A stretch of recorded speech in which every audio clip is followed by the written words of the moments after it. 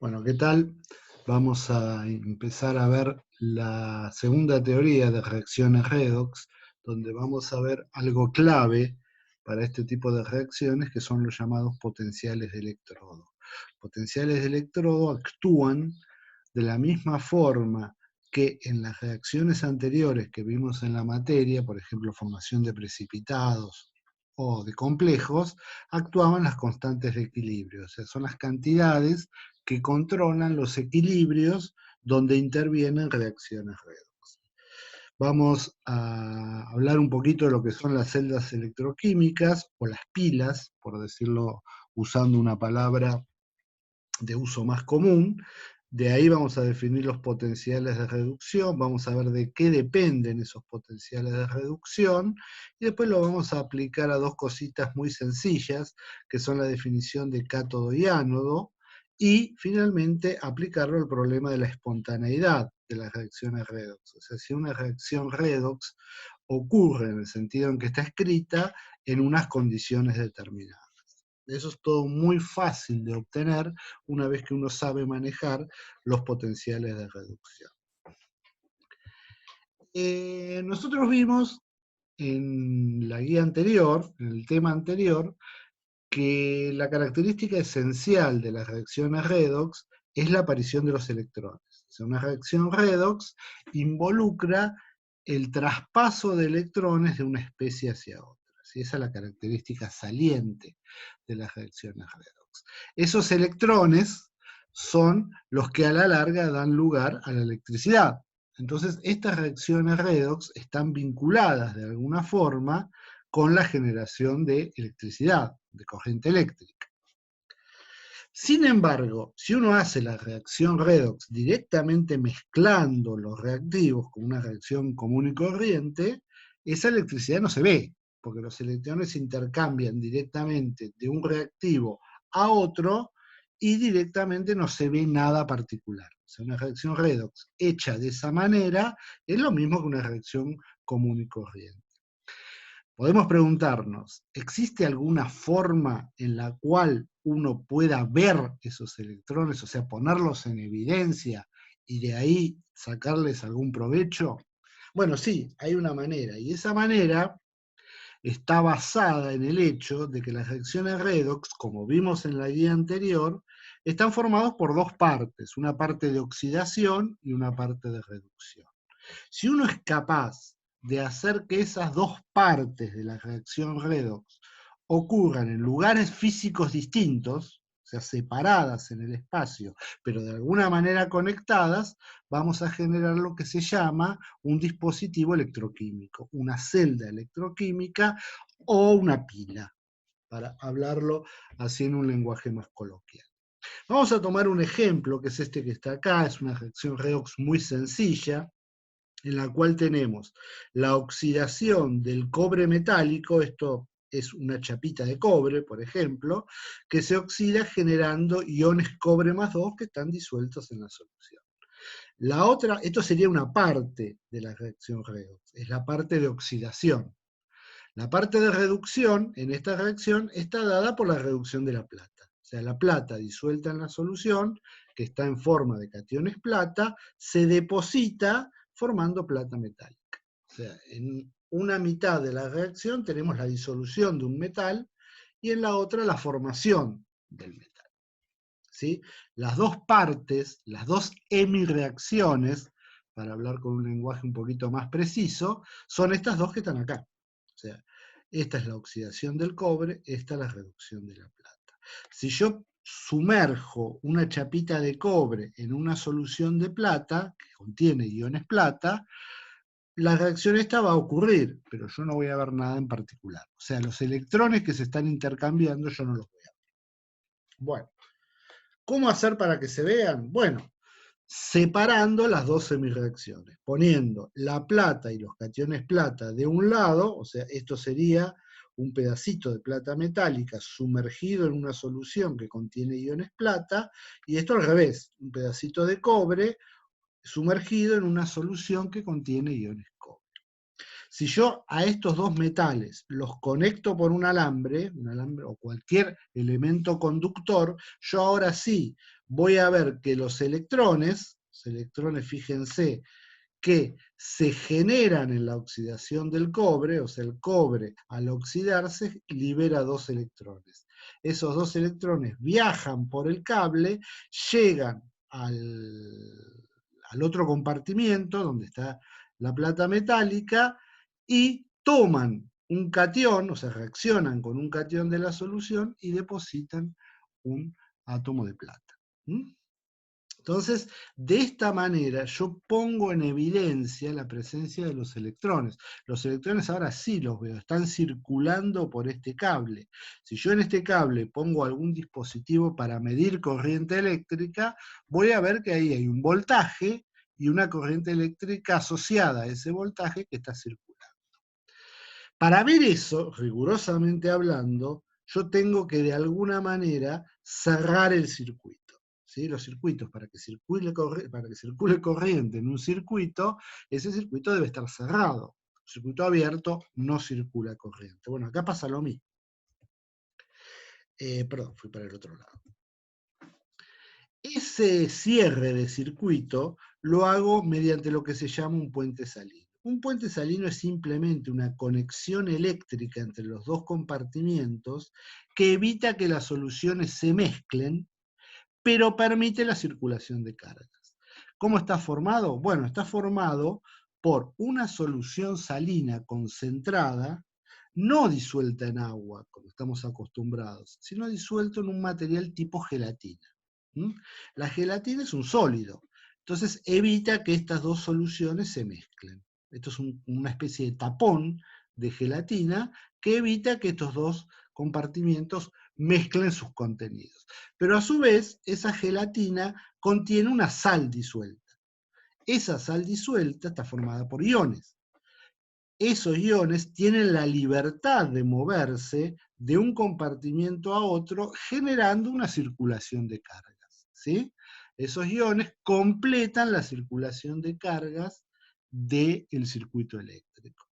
Entonces, esto completa el dispositivo de lo que nosotros vamos a llamar una celda electroquímica. Una celda electroquímica está formada por dos compartimientos, ¿sí?, que contienen cada uno una mitad de la reacción redox. Esos compartimientos siempre tienen que tener una superficie metálica, o por lo menos conductora de la electricidad, que es la superficie en la cual se van a intercambiar los electrones. ¿Sí? Eso tiene que quedar claro. Siempre estos dispositivos necesitan una superficie conductora donde los electrones puedan intercambiarse. En este caso, esas superficies son directamente los metales que intervienen en la solución redox. O sea, la chapita de plata y la chapita de cobre proporcionan esas superficies. Esas superficies las vamos a llamar electrodos. Además, tenemos que tener un contacto eléctrico entre los dos electrodos y tenemos que tener un puente salino para completar la estructura del circuito. Bien. Bueno, acá tenemos lo mismo que acabamos de decir, con la definición de lo que es esto. Esto es lo que nosotros vamos a llamar, y lo que se llama en general, una celda electroquímica. ¿Sí? La celda electroquímica es un circuito eléctrico, ¿sí?, como los que ustedes pudieron haber visto en física. Y los circuitos eléctricos generalmente respetan lo que se llama la ley de Ohm. La ley de Ohm dice que el voltaje aplicado a un circuito eléctrico se traduce en la formación de una corriente eléctrica en ese circuito. La relación es proporcional entre el voltaje y la corriente eléctrica. La constante de proporcionalidad entre las dos cantidades es lo que se llama la resistencia del circuito. Esta es la famosa ley de Ohm. Y un circuito electroquímico cumple la ley de Ohm. Bueno, las celdas electroquímicas con valores bajos de resistencia producen valores altos de intensidad de corriente. O sea, si yo lo que quiero hacer con mi celda electroquímica es generar corriente eléctrica, me conviene que la resistencia sea baja. Cuando la resistencia es baja, como la intensidad es el voltaje sobre la resistencia, a menor resistencia, mayor intensidad de corriente. Entonces lo que tengo ahí es una celda electroquímica diseñada para generar corriente eléctrica. A eso es lo que se llama una pila. Una pila es una celda electroquímica que está hecha de modo tal de que su intensidad de corriente sea lo más alta posible. ¿Cómo se logra eso? Bueno, por cuestiones técnicas de la construcción de la celda. O sea, hay que intentar que en esa celda la corriente eléctrica tenga todas las facilidades posibles para circular. A una celda electroquímica que a uno la diseña, la usa para obtener corriente eléctrica, es lo que nosotros llamamos pila. Generalmente después uno, como la palabra pila es muy cómoda, uno usa la palabra pila para todas. O sea, las que están diseñadas para esto y las que no. O sea, es como que celda electroquímica se iguala a la palabra pila.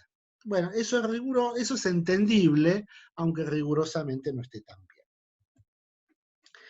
¿De qué depende el voltaje de la celda electroquímica? Bueno, depende de tres cosas fundamentalmente. Si bien la intensidad y la resistencia uno puede jugar con la construcción del aparato y hacer que circule más intensidad si uno pone menos resistencia, el voltaje no puede jugar tanto. El voltaje depende de tres cosas y es independiente de la forma en que esté construida la pila. El voltaje depende, primero y fundamental, de la reacción redox que uno esté haciendo en esa pila, o sea, de la naturaleza del proceso químico que uno tenga ahí adentro. En segundo lugar, de la concentración de las especies. Y en tercer lugar, de la temperatura. O sea, el voltaje es una cantidad casi fija. Uno no puede alterar mucho el voltaje de una celda una vez que uno eligió una reacción redox. Una vez que uno dijo, bueno, yo voy a hacer una pila con esta reacción redox, el voltaje está más o menos fijo en un valor, ¿sí? Porque lo que determina fundamentalmente el voltaje de la pila, de la celda o de la pila, es la reacción redox que uno esté usando. ¿Mm? Vamos a ver estos factores uno por uno de la forma más sencilla posible, ¿sí? Vamos a ver primero un caso bien sencillo. Supongamos que todas las concentraciones que uno usa en la celda son todas 1 molar. Es como para eliminarla. Todas 1 molar. Y la temperatura fija en 25 grados. ¿Sí? Esas son las condiciones iniciales con las cuales vamos a trabajar. ¿Cómo se trabaja el problema de aquí en más? Bueno, de una manera muy sencilla.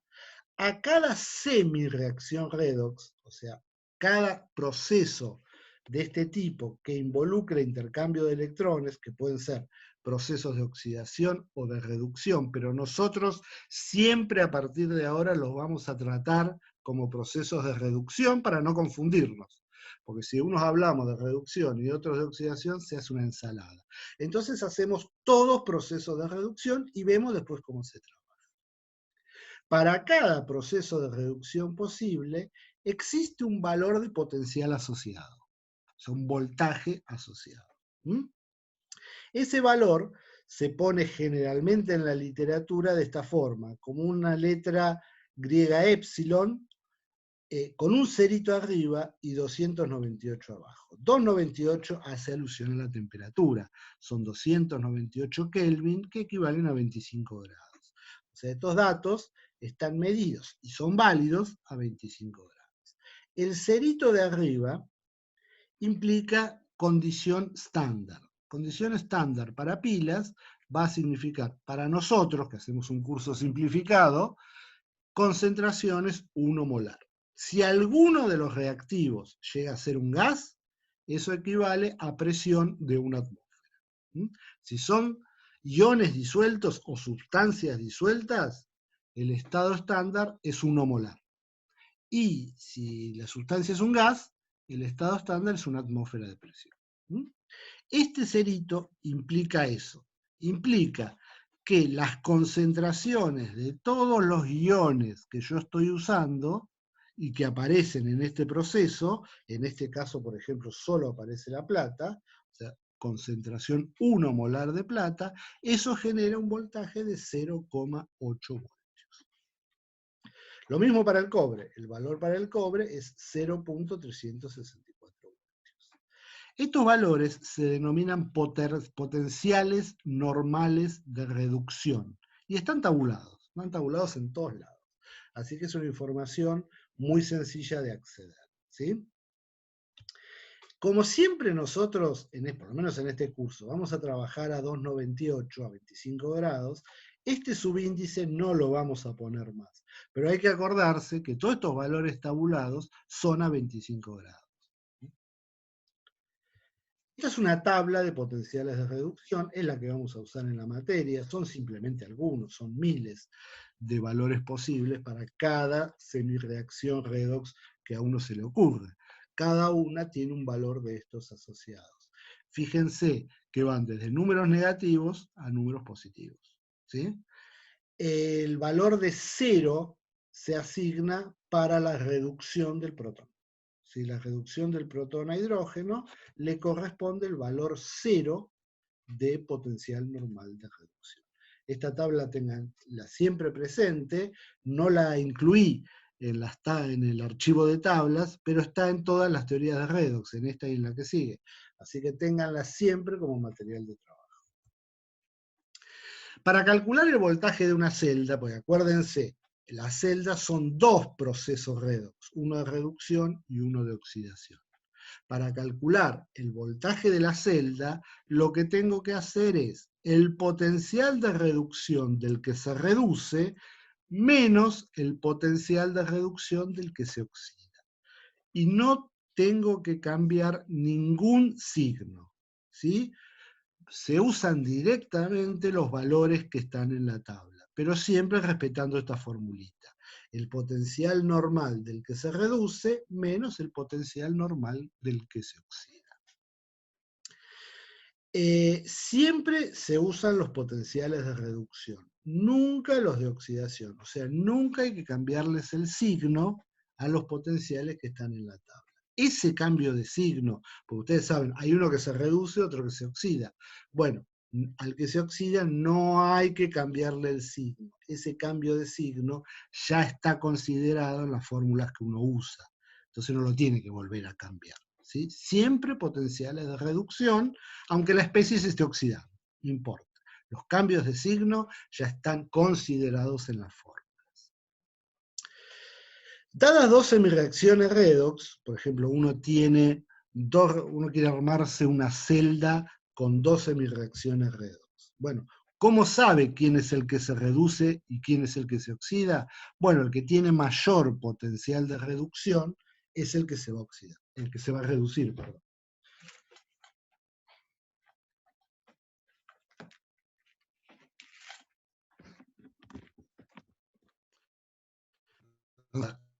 Sin baterías.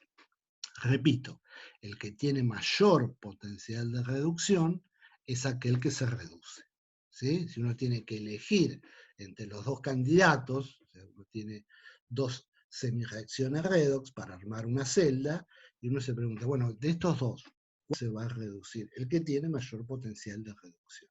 El otro se va a oxidar. Por ejemplo, veamos el caso que teníamos como ejemplo inicial, ¿sí? Esta celda armada con cobre y plata. Los potenciales de reducción de las dos especies, fíjense que yo escribo los dos como reducción, ¿sí? Los potenciales normales son estos dos, los saco de la tabla. Entonces digo, este es el que tiene el mayor potencial de reducción. Ese mayor potencial de reducción tiene en cuenta el signo, ¿sí? Si uno fuese negativo y otro positivo, gana el positivo, no es en valor absoluto. La plata tiene un potencial de reducción normal de 0,800 voltios, el cobre de 0,364. Entonces, este se reduce y este se oxida. La reacción total es esta que está acá, la que habíamos visto, ¿sí? Este intercambia 2 electrones, este intercambia 1. Entonces, a la plata va a haber que multiplicarlo por 2. Y el potencial normal de la celda es el potencial normal del que se reduce menos el del que se oxida. Como ya decidí quién se reduce y quién se oxida, este valor es simplemente la resta entre todos los números, 0.436. Si yo armo una celda electroquímica con estas dos semireacciones, o sea, que estén operando estas dos semireacciones, y uso concentraciones 1 molar de los dos iones involucrados, el voltaje que voy a obtener en esa celda va a ser del orden de 0,436 voltios. Acá aclara, por supuesto, con las concentraciones 1 molar y temperatura 298 Kelvin. Si uno necesitara cambiar la temperatura o quiere trabajar a otra temperatura, tendrá que corregir estos valores a la nueva temperatura. ¿Sí? Eso es algo que nosotros no vamos a ver en la materia porque las variaciones del voltaje con la temperatura suelen ser suaves. Entonces los voltajes no cambian mucho con la temperatura, pero para trabajos más prolijos, más cuidadosos, es algo que hay que tener en cuenta. Los valores del potencial normal de reducción permiten ordenar las sustancias según su mayor o menor carácter oxidante o reductor. Cuanto mayor sea el potencial de reducción, esta especie, la que se está reduciendo, es un mejor agente oxidante. ¿Por qué es un mejor agente oxidante? Bueno, porque él mismo se reduce muy fácilmente, entonces es capaz de oxidar a otra sustancia. Siempre estas reglitas están un poco cruzadas, o sea, mayor potencial de reducción, mayor carácter oxidante. Y al revés, cuanto menor sea el potencial de reducción, esta especie, esta, o sea, el producto de la reacción, es un mejor agente reductor. Entonces repito, si yo tengo una serie de procesos posibles, si redox, y yo quiero elegir cuál va a ser el más eficaz para oxidar a alguien, bueno, tengo que buscar aquel que tenga el mayor potencial de reducción. Y decir, esta especie, la que se reduce, es el mejor agente oxidante. Si necesito o voy a usar un agente reductor, o sea, quiero reducir a otro, necesito el que tenga menor potencial de reducción. ¿Sí? Esta especie es la que se va a oxidar con mayor facilidad y por lo tanto va a reducir a la otra especie que yo quiero reducir. Entonces, ese criterio sirve para ordenar a las diferentes especies químicas según su mayor o menor carácter reductor u oxidante. Bueno, aquí viene ¿qué pasa cuando uno no tiene concentraciones 1 molar en una celda? Es lo más común. 1 molar es muy restrictivo. Uno cuando prepara una celda, cuando está trabajando con un sistema redox, tiene cualquier concentración, no tiene 1 molar. Entonces, bueno, hay que estudiar cómo se produce la variación del voltaje con la concentración de las especies. Eso genera una de las ecuaciones quizás más importantes de la fisicoquímica, que es la llamada ecuación de Nernst. La ecuación de Nernst me dice que el voltaje de una celda en una condición cualquiera, pero siempre a 25 grados, ¿sí? Acá lo que hacemos es estudiar el efecto de la concentración, no de la temperatura, solo de la concentración. El potencial de una celda es igual al potencial normal de esa celda, como nosotros este número lo vamos a conocer siempre a 25 grados, estamos un poquito limitados a usar esta ecuación a 25 grados. Pero se podría usar a cualquier temperatura con tal que uno conociera el valor del E0 a esa temperatura. Menos RT sobre NF por el logaritmo de el producto de la concentración de los productos, cada uno elevado a su coeficiente estequiométrico, dividido la concentración de los reactivos, el producto de la concentración de los reactivos, cada uno elevado a su coeficiente estequiométrico, de la misma forma que la constante de equilibrio. ¿Sí? Esto tendría la misma forma que uno está acostumbrado a escribir para una constante de equilibrio. ¿Qué son estas cantidades? Bueno, R es la famosa constante de los gases. Vamos a la próxima filmina. R vuelve aquí, en este contexto un poco extraño, la constante de los gases, de la ecuación de estado de los gases P por B nRT. Bueno, esta es la misma R.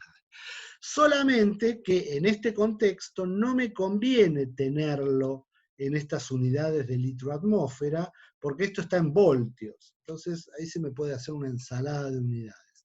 Entonces directamente se traduce este número a unidades de energía, que son 8.313 joules sobre Kelvin mol. Pero el significado es el mismo que tenía la constante de los gases que vieron en química general. N es el número de electrones involucrados en el proceso.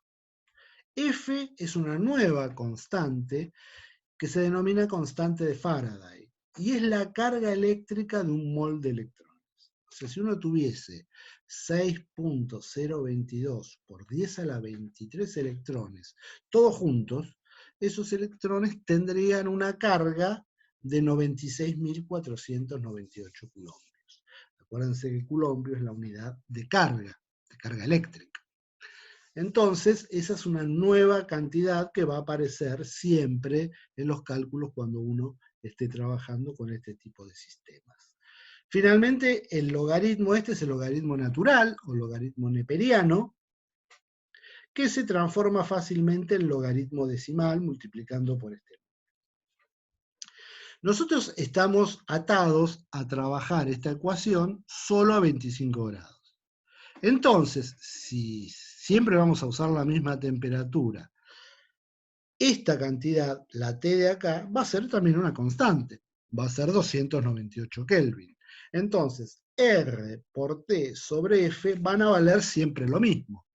Entonces, conviene unir esas constantes para no estar siempre haciendo esa cuenta. Además, vamos a incluir en ese combo de constantes la conversión entre el logaritmo neperiano, el logaritmo natural, y el decimal. Si uno incluye todos estos números, acá está hecha la cuenta en detalle, R por T sobre la constante de Faraday por la conversión de los logaritmos, ese número da a 298 Kelvin a 25 grados 0,0591 voltios. Entonces nos queda una expresión más sencilla, completamente equivalente a la inicial, pero mucho más sencilla a la hora de hacer las cuentas. Esto es lo que nosotros vamos a usar como la ecuación de Nernst y es lo que nos dice cómo varía el voltaje de una celda con las concentraciones de las especies que uno use. Este numerito, recalco, 0,0591, solo es válido a 25 grados, por supuesto. En este ejemplo calculamos el voltaje de la misma celda que antes, pero ahora usando concentraciones cualesquiera de plata y de cobre, ¿sí? El E0 es el mismo, por supuesto, porque esto solo depende de la naturaleza de la reacción química, ya lo habíamos calculado en el ejemplo anterior, y ahora aplicamos la ecuación de Nernst. Para aplicar la ecuación de Nernst, siempre primero escriban la reacción de la celda, ¿sí? En esa reacción de la celda que muestre claramente quién se está reduciendo y quién se está oxidando. Una vez que uno tiene la reacción de la celda perfectamente escrita, directamente la ecuación de Nernst es muy fácil de aplicar, porque busco los iones. Acá tengo un ion en el lado de los productos. Va arriba elevado a la 1. Acá tengo otro ion en el lado de los reactivos. Va abajo y elevado al cuadrado. Entonces necesitamos siempre, antes de aplicar la ecuación de Nernst, necesitamos tener la ecuación redox igualada, por supuesto. Así que hay que hacerlo, me lo pidan o no. sea, cuando uno está trabajando con estos sistemas, tiene que disponer de la reacción redox igualada. Bueno, el voltaje varía bastante, en este caso llega hasta 0.521 voltios, pero ven que tampoco cambia demasiado. O sea, lo que hacen las concentraciones es modificar un poquito el voltaje de la celda. Si uno quiere cambiar dramáticamente el voltaje, o sea, por ejemplo, irse a 1,5 voltios, necesita cambiar la reacción, usar una reacción que dé un voltaje más adecuado. Yo con las concentraciones solo voy a poder moverlo un poquito para arriba o para abajo respecto al valor del potencial normal. Bueno, vamos a parar acá y seguimos en una segunda parte viendo estos temas de electrodos y espontaneidad de la red.